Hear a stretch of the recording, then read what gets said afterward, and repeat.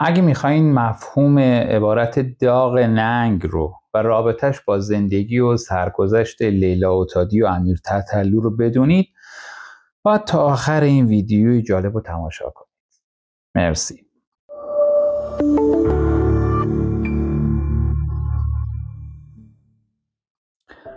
اواسط دهه 90 میلادی توی آمریکا دو تا روانشناس اجتماعی به نام ریچارد نیزبت و داف کوهن یه پژوهش خیلی جالب و عجیب انجام دادن که نتایج قابل توجهی هم به بار آورد. اونا برای صدها فروشگاه زنجیره‌ای در سرتاسر آمریکا که آگهی استخدام فروشنده زده بودن، تقاضانامه‌های ساختگی همراه با یه سری سوابق شغلی فرستادن که ظاهراً از سوی یک متقاضی مرد 27 ساله بود با ویژگی‌های تحصیلی و سوابق شغلی خیلی مناسب و درخشان که طبق سوابقش خیلی خلاصه سخت‌کوش و سائی هم به نظر می‌رسید. توی دور اول آزمایش توی تمامی این تقاضانامه‌های ساختگی که ارسال شد واسه این فروشگاه‌ها، فرد متقاضی یعنی همون مرد 27 ساله آخر نامش یه رازی رو از گذشته‌اش فاش کرده بود که به اون کارفرماهای احتمالی آینده‌اش اعتراف کرده بود. مضمون اون رازش هم تو نامش یه چیزی شبیه این بود که الان میخونم. البته مطلبی هست که باید توضیح بدهم. نمیخواهم بعداً سوء تفاهم ایجاد شود. من یک بار به جرم قتل عمد به زندان رفتم. چند سال پیش من با یک نفر که با همسرم رابطه داشت گلاویز شدم، چون اون یک شب کنار یک بار و جلوی چشم رفقام با من روبرو شد و به همه گفت که با همسر من خوابیده و بعدم به من خندید و گفت که من مرد نیستم و از این حرفا و منم کنترلم از دست دادم و بهش حمله کردم. اون من انداخت رو زمین و بعدم میخواست با یه بطری که تو دستش بود بزنه تو سرم. منم در عوض اومدم از خودم دفاع کنم، یه لوله فلزی که تو کوچه افتاده بود و برداشتم و کوبوندم تو سرش و خب قصدم نداشتم بکشمش، ولی چند ساعت بعد در بیمارستان مرد. میدانم که کارم اشتباه بوده و رفتم زندان، تاوانش رو هم دادم. در حقیقت محققین میخواستن بدونن که واکنش کارفرماها به یه همچین تقاضانامه‌ای چجوریه. آیا از پذیرش یه همچین فردی امتناع میکنن یا نه؟ فروشگاه‌های زنجیره‌ای مورد نظر این محققین عمدتاً در 3 منطقه متفاوت آمریکا تقسیم شده بود که از نظر آقای نیزبت و کوهن آداب و رسوم فرهنگی متمایز و متفاوتی هم داشتن. یعنی یکی ایالت‌های شمالی آمریکا بودند مثل نیویورک و میشیگان، یکی ایالت‌های غربی بودند مثل نیومکزیکو و آریزونا و یکی هم ایالت‌های جنوبی مثلا آلاباما و میسیسیپی. طی چند ماه بعد پاسخ‌هایی که از این فروشگاه‌ها به دست این دوتا محقق رسید از یه الگوی خیلی جالب پیروی می‌کرد که حالا من میخوام براتون بگم. فروشگاه‌های ایالت‌های جنوبی و غربی در قیاس با اون فروشگاه‌های ایالت‌های شمالی به نحو معناداری تمایل بیشتری برای استخدام این متقاضی نادم نشون داده بودن و توی جواباشون یه همدلی و همدردی بیشتری خرج کرده بودن. ولی ایالت‌های شمالی اصلا همچین تایید و انعطافی رو نشون نداده بودن.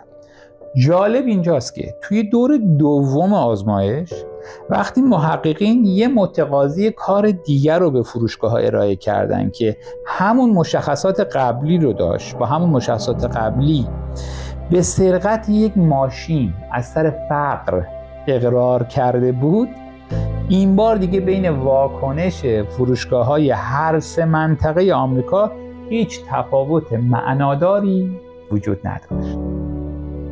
به عبارت دیگه ایالت‌های جنوبی و غربی آمریکا که توشون هنوز یه فرهنگ ناموسی و تاکید بر نقش‌های سنتی مردانه وجود داره، به طرز آشکاری بین عمل مجرمانه‌ای که در راه دفاع از حیثیت و ناموس انجام میشه و عمل مجرمانه‌ای که از سر فقر انجام میشه تفاوت قائل بودن.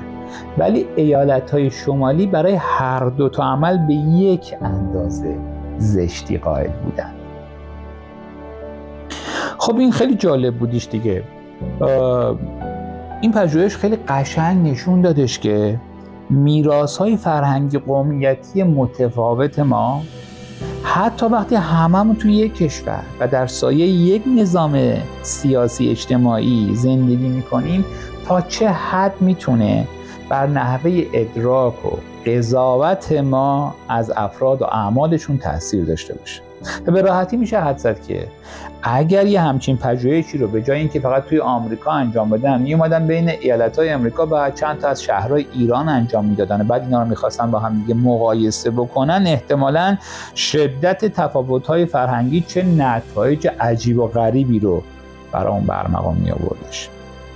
حالا این آزمایش رو این گوشه ذهنتون داشته باشین تا از یه زاویه دیگه هم بهش نگاه بکنید. میخوام این بار سعی کنید که خودتون رو بذارید جای اون متقاضی کار فرضی که داره حالا تلاش میکنه به هر نحوی که میتونه با اقرار کردن به این عملی که انجام داده، این برچسبی که داره از سوی اجتماع به پیچونش اینجوری میچسبه رو یه جوری مدیریتش کنه، باش مدارا کنه. اول به این تئوری که میگم دقت کنید.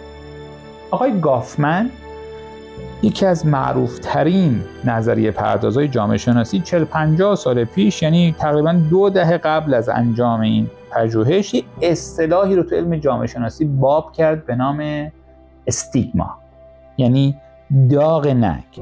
استیگما توی زبون یونانی به معنی همون داغ یا علامتیه که برای شناسایی برده ها و جدا کردنشون از همدیگه بهشون میزدن، روی جای از بدنشون میزدن.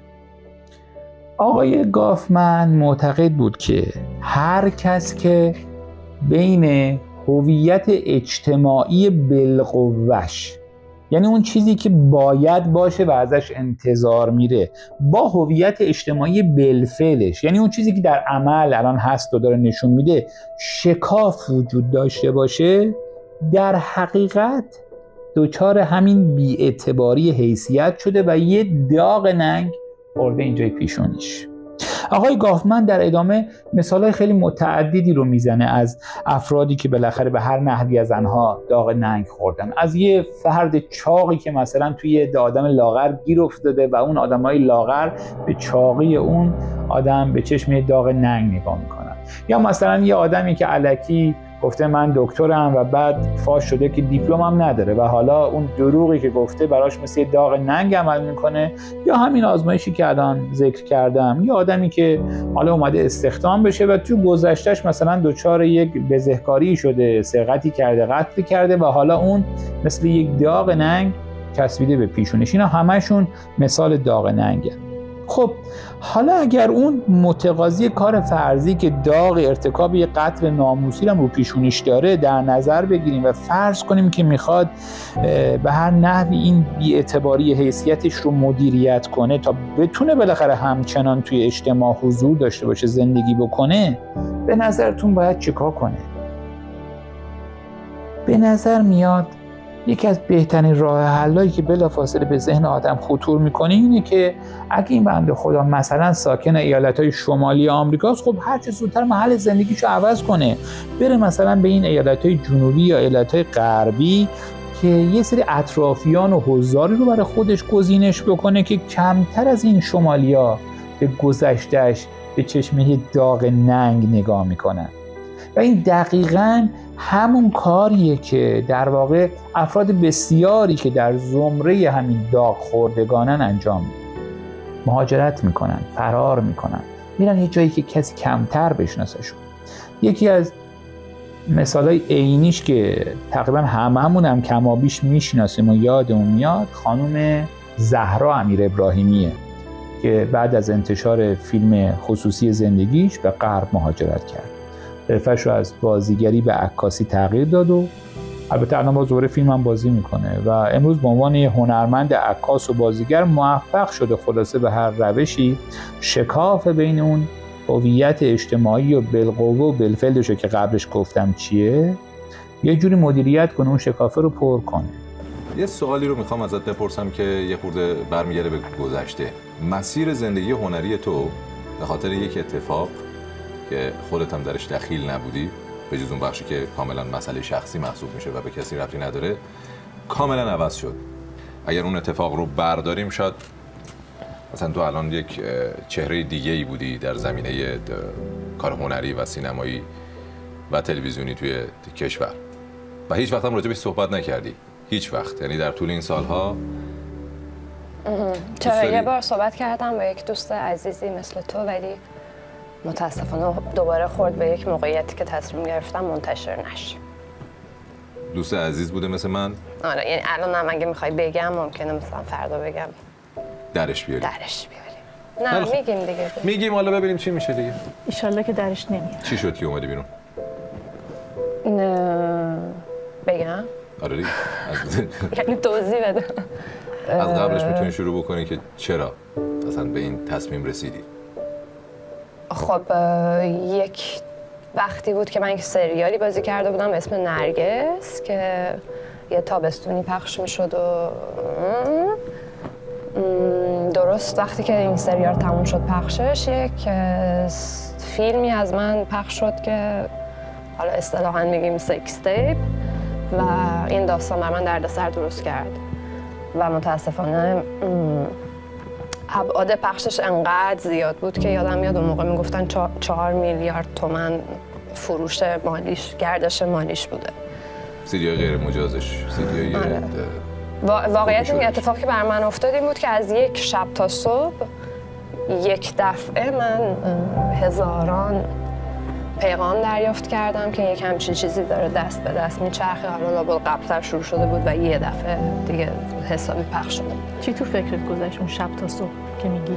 ببین خب خیلی وحشتناک بود برای اینکه وسط 1001 خواب و خیال کاری و همه این اتفاقات جمهوری اسلامی همچین داستانی پیش بیاد، خب به هر حال میدونستم که دیگه داستانای حرفه‌ایم که اصلا همه تحت تاثیر قرار میگیره و بدتر از اون این که اصلا نمیدونستم چه برای سرم خواهد اومد. ترس و وحشت هم باید میبوده قاعدتا.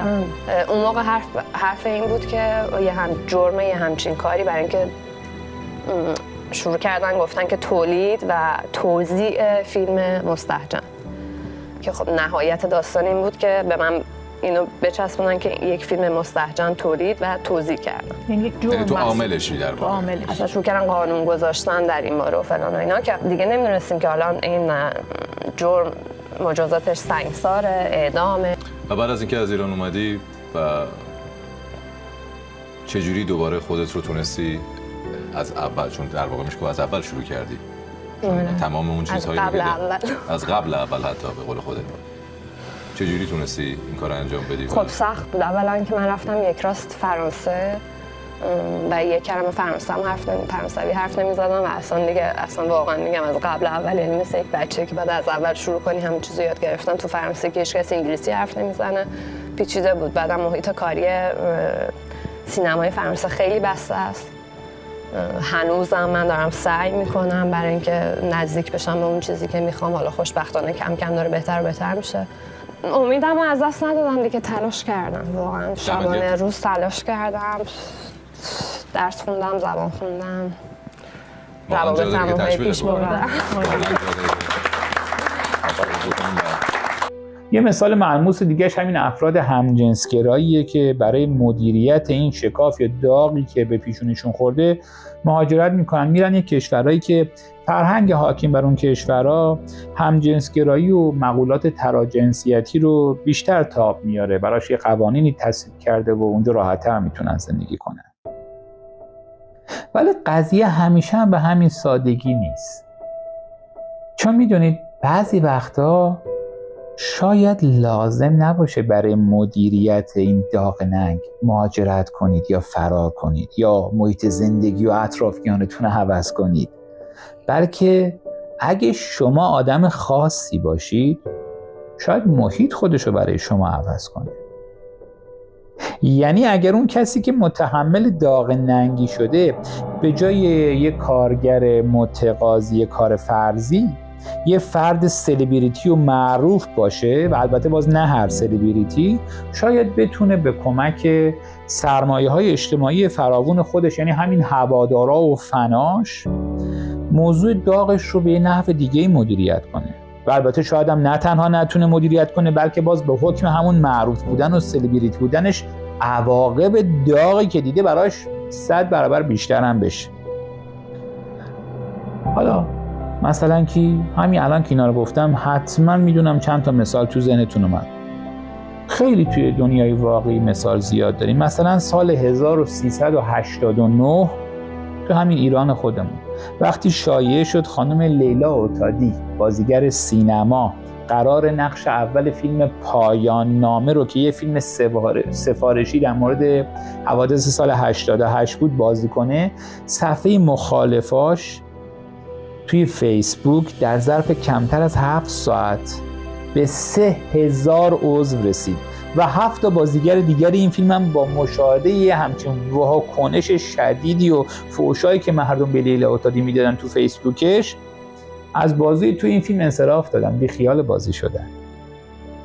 اما از اون طرف دیگه سال 1394 وقتی عده زیادی از مردم به امیر تتلو برای ترانش که در حمایت از انرژی هسته‌ای رفت روی ناوخون معترض شدن، بهش بد و بیرا گفتن، مسلح فاس این حق مسلم ما. تتلو توی همون فیسبوک از طرفداراش یا همین تتلیتیا خواست که زیر پستایی که اونو واسه این اجرا مسخره کردن یا بهش فحش دادن مثل کفترا بغبغو کنن. و یه دفعه چیزی نگذشت که توی مدت خیلی کوتاهی حدود 40,000 نفر این کارو کردن، اومدن زیر پست مخالفای امیر تتلو بغبغو کردن. بنابراین میخوام بگم اینکه شما کی هستید و چه گذشته‌ای داشتید به اندازه اینکه کجا هستین و چه میراث فرهنگی رو به دوش میکشین اهمیت داره. اما بازی بازم تموم نشده، چون هنوز یه چیز دیگه هم مونده که اهمیت داره. اونم این که تو چه زمانه‌ای به سر میبرید. غیر از این که کی هستین و کجا هستین، این که تو چه زمانه‌ای به سر میبرید، ویژگی‌های این بره از زمانه چیه، با زمانهای گذشته چه تفاوتایی داره هم خیلی میخوام شما رو ارجاع بدم به جنبش میتو. میشناسینش دیگه. این جنبش یه چند سالیه که دنیا رو در بر گرفته. زنای زیادی از اقصا نقاط دنیا داستان این که چجوری مورد سوء استفاده جنسی افراد مشهور قرار گرفتن و بازگو میکنن بدون اینکه دیگه هراسی از داغ خوردن خودشون توسط مردم داشته باشن. اما کمتر از 21-23 سال پیش وقتی اخبار رابطه خانم مونیکا لوینسکی کارمند کاخ سفید با بیل کلینتون رئیس جمهور وقت آمریکا دنیا رو پر کرد، به اقرار خود خانم لوینسکی اون چنان احساس طرد شدگی از سوی اجتماعش میکرد که تا 2 سال بعد از فاش شدن اون ماجرا والدین مونیکا بهش اجازه نمیدادند موقع استحمام درب حموم رو ببنده، چون فکر میکردن که ممکنه توی حمام رگ خودش رو بزنه. و تازه تا سال 2014 یعنی 16 سال بعد از اون جریان هم خانم لوینسکی از انظار عمومی مخفی شد چون خجالت میکشید. پس یادمون باشه دفعه بعدی که خواستیم در مورد سرنوشت کسی یا اصلا سرنوشت جامعه‌ای قضاوت کنیم، که البته بهتره اصلا این کارو نکنیم، بهتره قبلش این 3 سوال رو از خودمون بپرسیم: کی، کی، کجا. به قول رمان گتسبی بزرگ، هر وقت میخوای از کسی ایرادی بگیری فقط یادت باشه همه مردم دنیا شانس و بختی رو که تو داشتی نداشته. شما چی فکر میکنید؟